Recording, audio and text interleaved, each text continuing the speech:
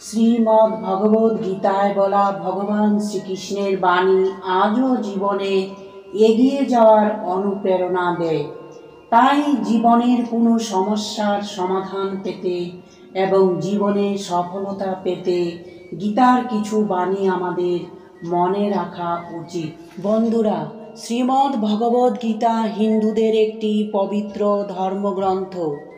মহাভারতের বিশাল কুরুক্ষেত্রের যুদ্ধে শ্রীকৃষ্ণ নিজের মিত্র অর্জুনকে যে জ্ঞান দিয়েছিলেন তাই শ্রীমদ্ ভগবদ গীতা জ্ঞান।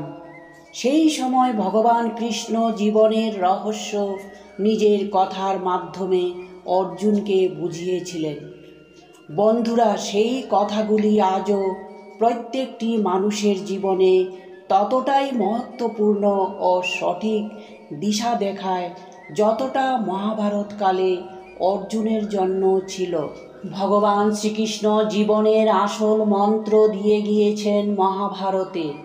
মহাভারতে তিনি যে সমস্ত উপদেশ সখা পার্থ বা অর্জুনকে দিয়ে গিয়েছিলেন তাই জীবনের প্রকৃত শিক্ষা, যা শুনলে বা মেনে চললে আপনি কখনোই হতাশ হবেন না।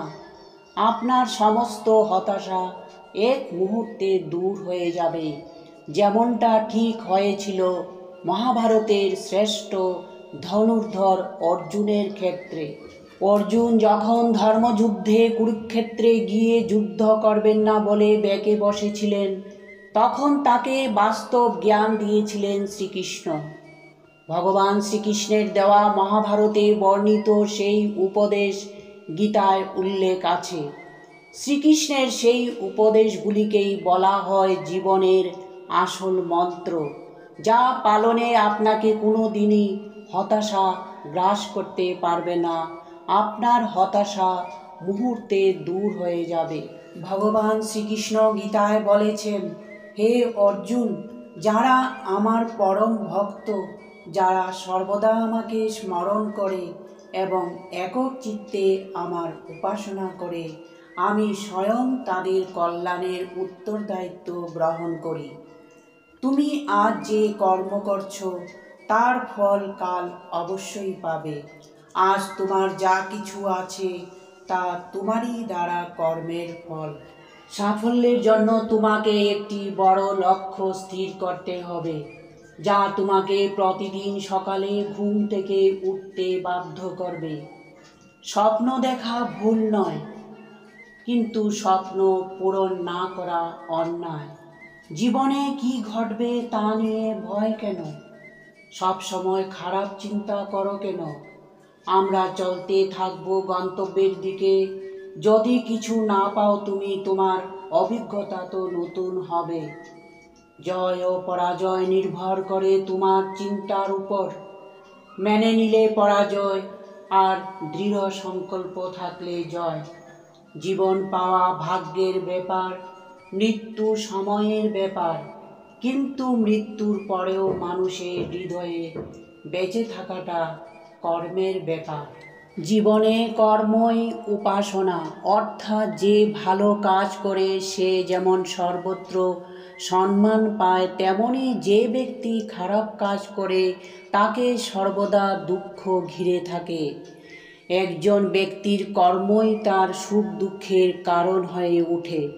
বর্তমানের পাশাপাশি মানুষ তার পূর্বজন্মেরও তার কর্মের ফল পায়। সুখ দুঃখ চিরস্থায়ী নয়, তবে যে ব্যক্তি বেশিরভাগ সময়ই দুঃখে কষ্টের ছায়ায় ঘেরা থাকে তা তার কর্মের ফল থেকেই হয়। কর্মের ফল এই জন্মেই পাওয়া যায়।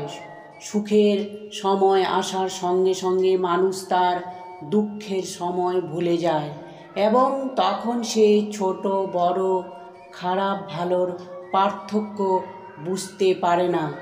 পারিবারিক, অর্থনৈতিক ও সামাজিক স্তরে সে অনেক ভুল করে, সেটাই আবার তার দুঃখের কারণ হয়ে দাঁড়ায়। মনের মধ্যে কামনা বাসনা থাকলে দুঃখ থাকবে। মনের মধ্যে যত বেশি কামনা বাসনা থাকবে তত ক্ষোভ ও অসন্তোষ বাড়বে। তাই নিজের মনকে নিয়ন্ত্রণে রাখুন, দুঃখ দূর হবে। জীবনে তুমি তোমার আশেপাশের পরিবেশ ও মানুষকে যেভাবে দেখবে, জীবনও ঠিক সেইভাবেই তোমাকে দেখাবে। যদি তুমি তোমার আশেপাশের মানুষ ও পরিবেশের মধ্যে কেবলমাত্র তাদের নোংরা, লোভী, স্বার্থপর অংশটিকেই দেখতে থাকো, তাহলে তোমার প্রকৃতিও সেই রকমই হয়ে যাবে। আর যদি তাদের মধ্যে ভালো বিষয়গুলিকে দেখতে থাকো, তাহলে বিশ্ব সেইভাবেই তোমার কাছে ধরা দেবে। অহংকার বিনাশের মূল কারণ। এই পৃথিবীতে মানব জীবনের সবচেয়ে বড় শত্রু হল অহংকার। অহংকার মানব জীবনকে ধ্বংস করে দেয়, ঈশ্বর প্রাপ্তি থেকে বঞ্চিত করে দেয়। অহংকার আপনার মহৎ কাজে বাধা উৎপন্ন করে। তাই অহংকার মানব জীবনকে ধ্বংস করার পূর্বে অহংকারকে ধ্বংস করে দেওয়া উচিত। যখন অর্জুনের মধ্যে অহংকার আসে, অর্জুন নিজেকে ত্রিলোকের সর্বশ্রেষ্ঠ ধনুর্ধর মনে করতে শুরু করেন, তখন অর্জুনকে তার অহংকার থেকে মুক্তি করার জন্য হনুমানকে পাঠালেন। হনুমান রাম সেতুর ধারে বসে ধ্যান করছিলেন। এমন সময় অর্জুন সেই রাম সেতুর পাশ দিয়ে যাচ্ছিলেন। হনুমানকে ধ্যানে দেখে অর্জুন জিজ্ঞাসা করলেন, আপনি কে? হনুমান তখন বললেন, আমি একজন রাম ভক্ত। অর্জুন তখন জিজ্ঞাসা করলেন, রাম একজন সর্বশ্রেষ্ঠ ধনুর্ধারী ছিলেন, তিনি কেন তার বাণ দিয়ে সেতু তৈরি করেননি? তিনি পাথর দিয়ে কেন সেতু তৈরি করলেন? হনুমান বললেন যে প্রভু রামের হাজার হাজার বানর সেনা ছিল, তাই বাণ দিয়ে তৈরি করা সেতু সেনাদের ভার সহ্য করতে পারবে না, তাই প্রভু রাম পাথর দিয়ে সেতু তৈরি করেন।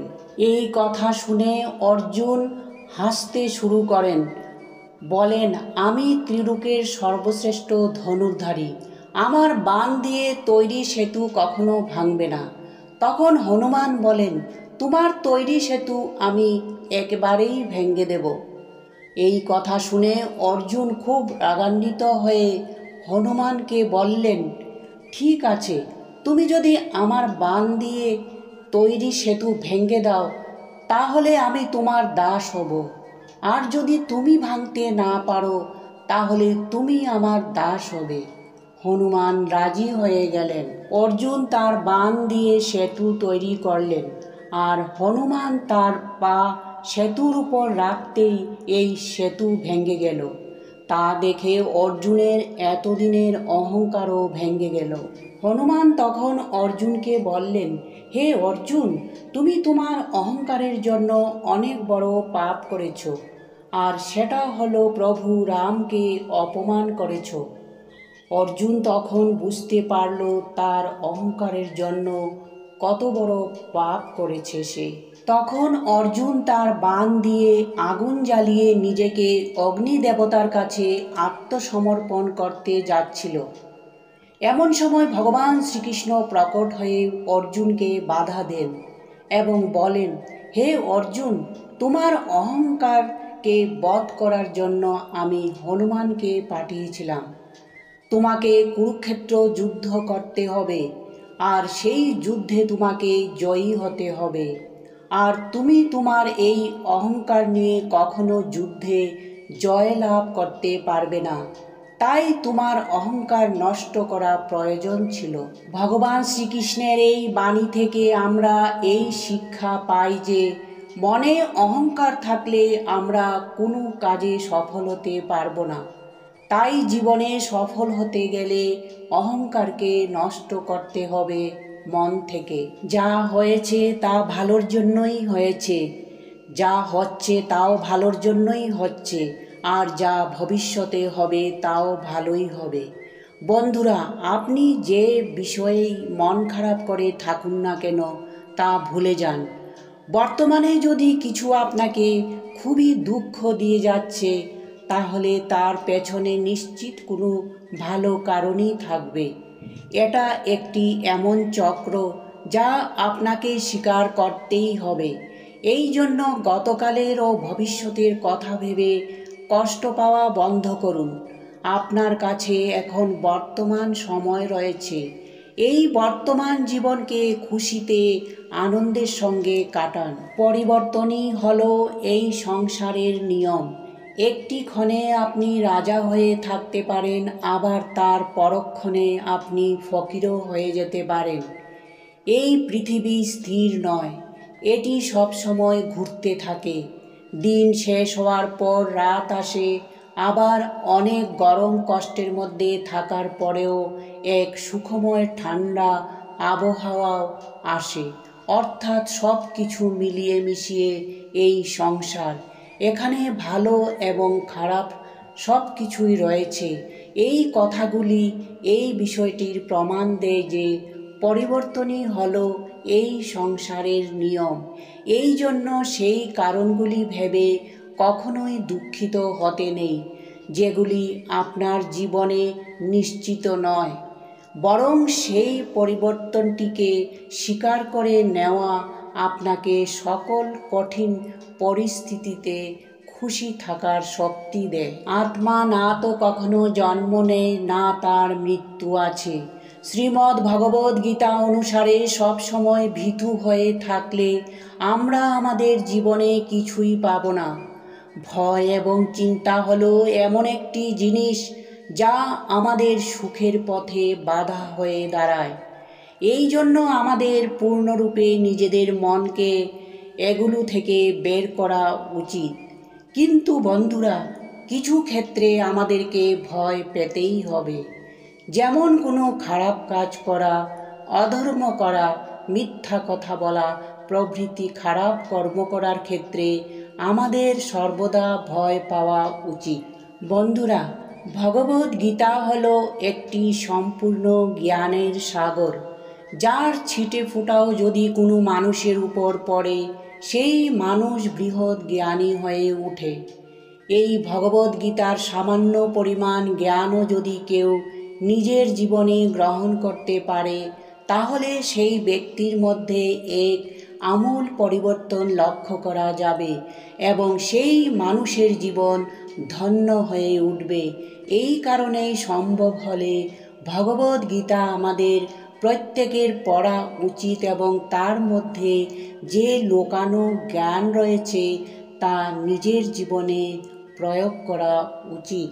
বন্ধুরা, যদি ভিডিও ভালো লেগে থাকে তবে একটি লাইক আর চ্যানেলটিকে সাবস্ক্রাইব করতে ভুলবেন না। নমস্কার।